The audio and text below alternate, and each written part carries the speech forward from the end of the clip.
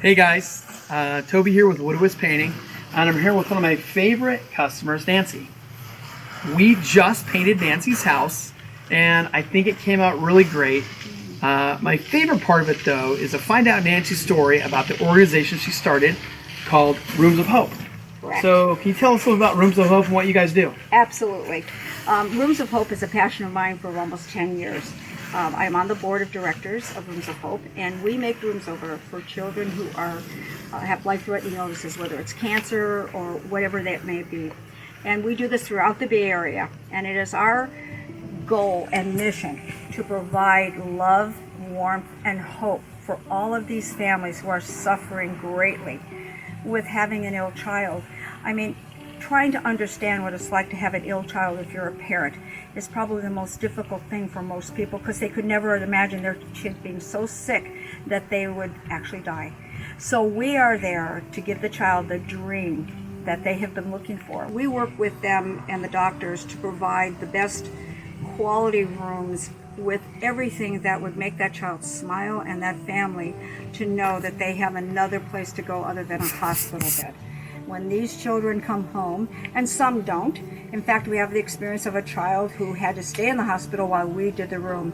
And we literally did it virtually. So we took the camera and went to each room. And as we did each room and finally their room, they're jumping up and down on the bed. And this girl decided, that's it, I want to go home. So whatever I need to do to go home, I'll take the chemo and I'll do it.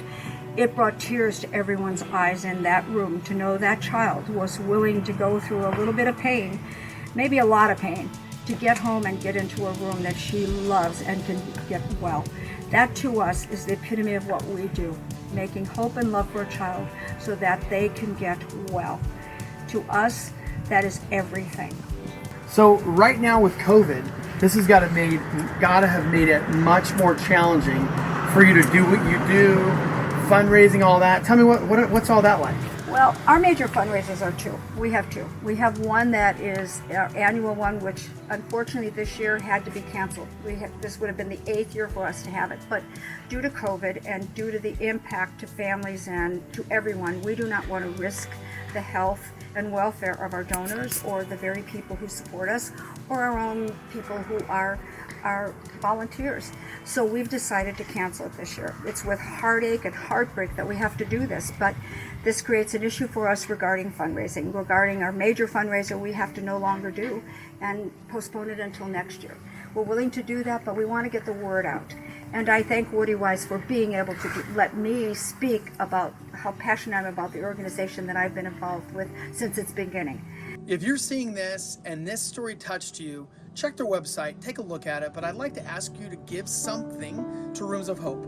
If it's between a choice of painting your house with us or donate to Rooms of Hope, donate to Rooms of Hope and then we'll paint your house next year.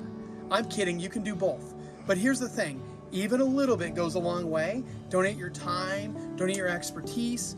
We'll use the resources you have to do something amazing. And I can't think of anything more amazing than the kid who said, I want to go home, so I'm going to take the chemo. That's amazing. Yes. Way to go.